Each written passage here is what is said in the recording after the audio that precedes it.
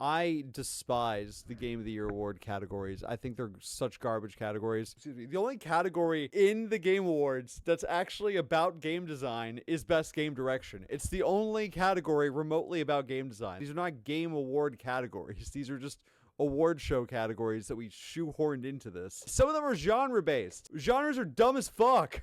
What genre are half of these, dude? There's so much genre bending now. I think these three are a safe lock. Black Myth, Skull and Bones, Concord. Yeah, okay, you're right, yeah. Oops, I already got the list wrong. No, okay, these are the three. Like, it's only really a race between these three games. Like, everyone else can show up, and we have to have 6. The best part about the Game of the Year nominees to me is always the orchestral piece that they do leading up to, and the winner is, they play, like, the theme of each game, like, on the live orchestra. Really cool. So hopefully the other 3 add to that sonic tapestry in a nice way. These 3 right here are the front runners for sure. Realistically, it's between Final Fantasy VII Rebirth and Metaphor ReFantazio, but everyone else has to show up. So I think that Silent Hill 2 is also a lock. Resident Evil 4 got in last year, so I think that Silent Hill 2 is going to get in. They made enough changes. It's different enough from the original. I think it's a transformative remake. I would say even more transformative than RE4 was. Those are the only 4 I'm like confident about. The other 2, the last 2, I'm not too sure. I think that Animal Well has a good shot. You mentioned Belentrio in the comments section. Isn't Belentrio a card game? I think a card game's gonna have a lot harder chance of getting in. And then the last spot, I'm not super confident about. I think there's a lot of things that could go in here. It's a weird year. We had 3 amazing games, like Final Fantasy VII Rebirth, Metaphor ReFantazio, and Astrobot, generation-defining video game. 10 out of 10s right here. The rest of the stuff on the year, we had a lot of stuff, but it was a lot of like 8.5s. You know, there was a lot of stuff that's like, it's pretty good. And there's a lot of it's pretty good throughout the year. And also, not to mention Shadow of the Erdtree. They've never nominated a DLC for Game of the Year. And I don't think that they're going to start. I would hope they don't start because I think that just sets a bad precedent. While DLCs are technically eligible, I just don't like it. Especially when the base game of that DLC already won a Game of the Year when it came out. It just kind of feels like you already had your shine. That being said, I think this last spot could go a bunch of different ways. I think it could go to Helldivers 2. Had a great run, but I know it lost a lot of steam. It could go to Dragon's Dogma 2, which is actually, if I'm wrong about any of these, I'm wrong to not put Dragon's Dogma 2 in there. I just think there was enough performance issue stuff, kind of muddied the waters, and it was long enough ago, and I don't see a whole lot of people like talking about it now. It's just one of those things, when something comes out early in the year, it's got a bigger uphill battle to like dominate that public consciousness. Black Myth doesn't have a shot. Gun to my head, I gotta say Stellar Blade. I think it's far better than its Metacritic score. Really fun combat, really fun exploration, really good story, amazing music. These are my top 6 right here. Does the jury disagree? Does anyone else have any that they want to throw in there? No Persona 3 Reload. You know, I think Persona 3 Reload would have a shot if Metaphor ReFantazio didn't come out this year, but I think if you're giving 2 games from the same developer, technically, and publisher, and one of them's a remake, obviously they did make a lot of quality of life improvements. You can play as the rest of your cast and stuff. It's not as transformative as something like a Silent Hill 2 or Final Fantasy VII Rebirth. Just given that we have a brand new game by that developer, I think Metaphor just takes the Persona 3 slot. Probably something Nintendo, but they didn't come out with a lot this year. There is a chance of Prince of Persia. Prince of Persia is one of the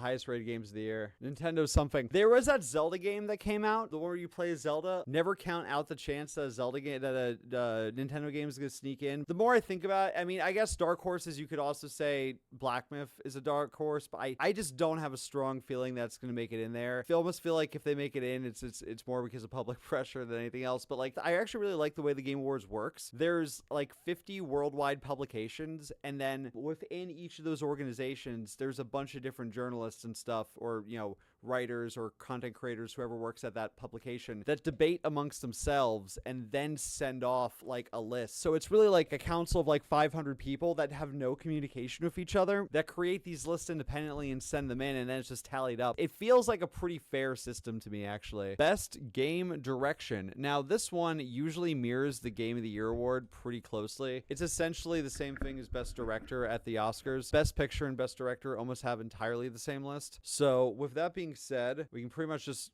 copy and paste. The only thing about Silent Hill 2, I would feel Silent Hill 2 would get nominated for Best Direction, but it's like, that part you are copying from the original, right? Like, it's the same direction. I don't know. I still think Silent Hill 2, it's too atmospheric. I think those are the only 3 that are like guaranteed locks. What does direction mean? Is it just story? No. So direction would be like the directing. There's no best director in video, like in the video game awards. There should be. Game director is a thing, like there is every game's got a director, but it's essentially best director. I guess direction is more all encompassing of like the directing of it. Like I would say that something like Assassin's Creed doesn't have a strong game direction. It's kind of more like ubiquitous. Is that the right word I'm looking for? Something like Assassin's Creed is more just like designed by committee, it feels like. Whereas something like Death Stranding clearly has a strong direction. There is a directorial voice to it. Of that same vein, I would assume Animal Well is made by one dude, right? Stellar Blade has a strong direction to me. Those are my picks for this game direction. First, okay, these two are going to be in like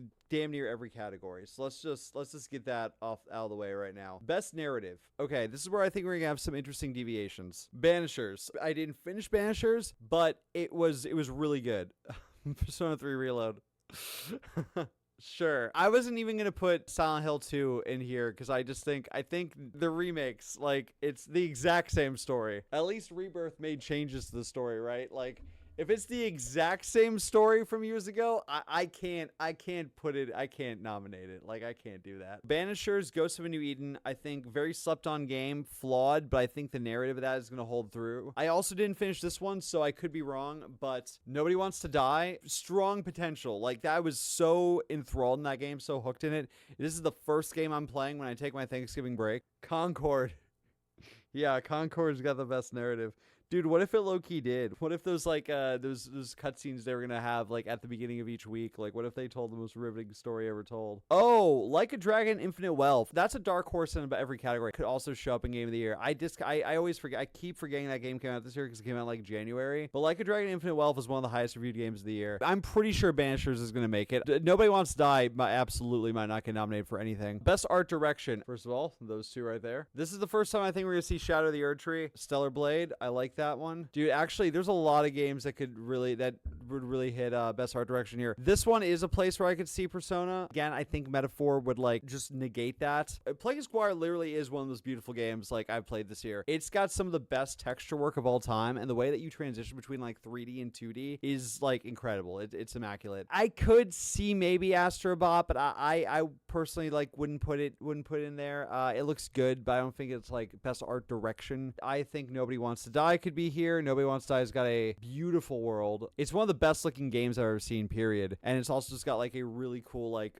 Art Deco future noir style to it. I know we've got way more than 5 games here, but I'm going to eliminate games after we just kind of brainstorm some stuff here. Maybe Silent Hill 2 could show up for Art Direction. I'm not super confident about that. Dragon Quest HD 2D remake I could see that popping into Art Direction, maybe. Maybe I could see Dragon Age the Veilguard showing up. That game, like, looks very pretty. As much as I'd love to see Nobody Wants to Die there, I don't think it will get nominated. So I think this is a smart 5 right here. Best Score in Music. Okay, again, the same ones we see every single time. These 3 are showing up in every award, and honestly, it's probably going to these 2.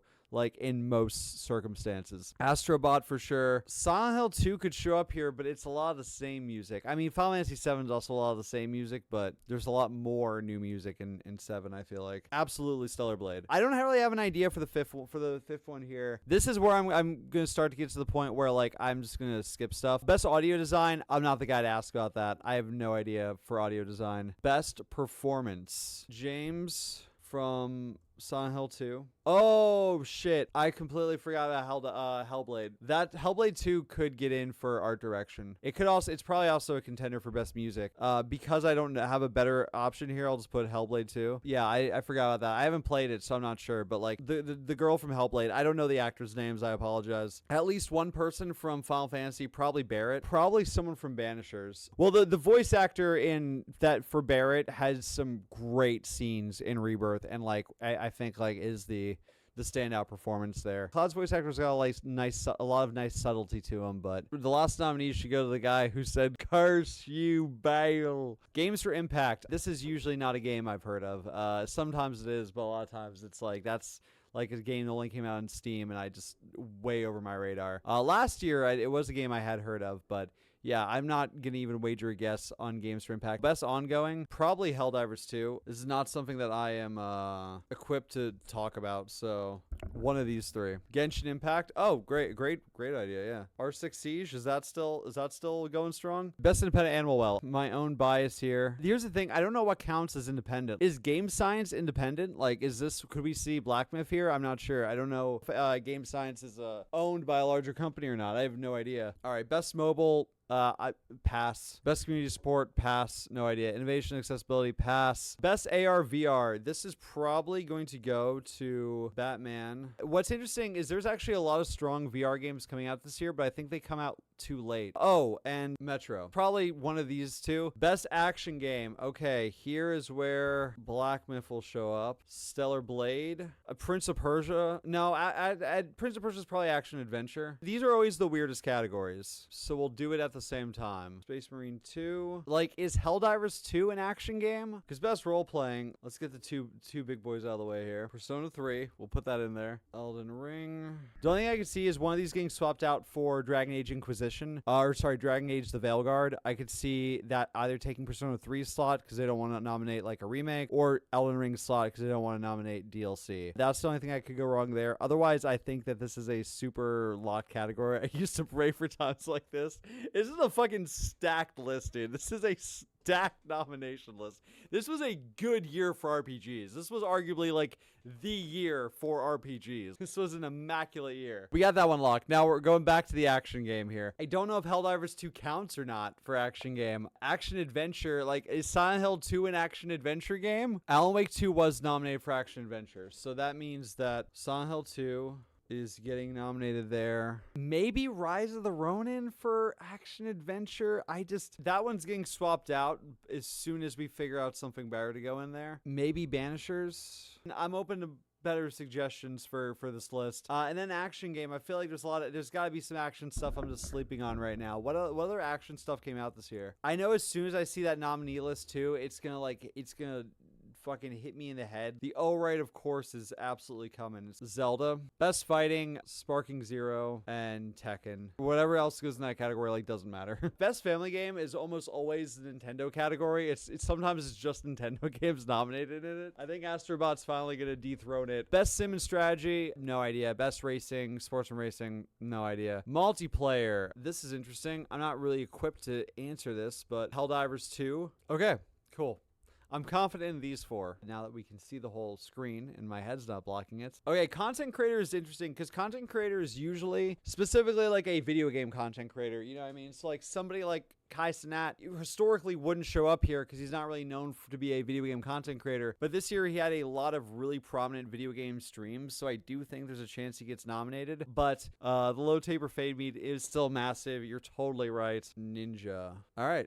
Moving on. Best debut indie. I have a hard time keeping up with what are the new studios, so I'm not sure. I don't know who's throwing out their first game and who isn't, you know. Best adaptation. I fucking hate this category because not only do we not have any game design awards in this list, like there's no award for best game design, like best mechanic, most innovative game design, best level design, best open world design, best systems. Like there's no award for any actual game design element on all these nominees. But there is an award for something that's not even a video game. It is for other media that has adapted video games. It's literally an award in the Game of the Year Awards for something that's not a video game. What are we doing? Why is this a category? I don't even know what came out this year. Yakuza, I guess. Is the Yakuza show any good? Do people like Yakuza? Best esports. Let's review. Game of the Year nominees. Final Fantasy VII Rebirth, Metaphor ReFantazio, Astrobot, Silent Hill 2, Animal Well, Stellar Blade. Best Game Direction. Final Fantasy VII Rebirth, Metaphor ReFantazio, Silent Hill 2, Animal Well, Stellar Blade. Best Narrative. Final Fantasy VII Rebirth, Metaphor ReFantazio, Banishers, Nobody Wants to Die, Like a Dragon. Best Art Direction. Final Fantasy VII Rebirth, Metaphor ReFantazio, Elden Ring, Shadow of the Erdtree, Stellar Blade, The Plucky Squire. Best Score and Music, Final Fantasy VII Rebirth, Metaphor ReFantazio, Astrobot, Stellar Blade, Hellblade 2. Best Audio Design, no comment. Best Performance, James from Silent Hill 2, The Girl from Hellblade, whoever played Barrett in Final Fantasy VII Rebirth, and someone from Banishers. Games for Impact, no idea. Best ongoing, Helldivers 2, Fortnite, Elden Ring, Genshin Impact, Rainbow Six Siege, maybe. Best independent, Animal, Nobody Wants to Die. Best mobile, no comment. Best community support, no comment. Innovation and accessibility, no comment. Best VR AR, Batman, Arkham Shadow, and Metro. Best action game, Black Myth, Stellar Blade, and Space Marines 2. Best action adventure, Prince of Persia, Silent Hill 2, Rise of the Ronin, Banishers, Zelda. Best role-playing game, Final Fantasy VII Rebirth, Metaphoria Fantasio, Persona 3, Elden Ring Shadow of the Erd Tree, Dragon's Dogma 2. We used to pray for times like this. Best fighting game, Sparking Zero, Tekken 8, Best family, Astrobot, Best sim and strategy, no idea. Best sports and racing, no comment. Best multiplayer, Helldivers 2, Fortnite, Space Marine 2, and Concord. Best content creator, Ninja. No idea. Best debut indie, Nobody Wants to Die, and Animal Well. Best adaptation, Yakuza. It's the only one I can think of that came out this year. Maybe we'll get rid of this category this year. Maybe this category will be gone this year. Who knows? Best esports, Concord. All right. Those are all the predictions. Community support has to be Helldivers, right? Community. Oh yeah, that's a good point. Helldivers 2 and Concord. They did listen to the community. Say what you want about Concord. They absolutely took the feedback, listened, and pivoted. Pivoted directly into the trash, but it was a pivot nonetheless.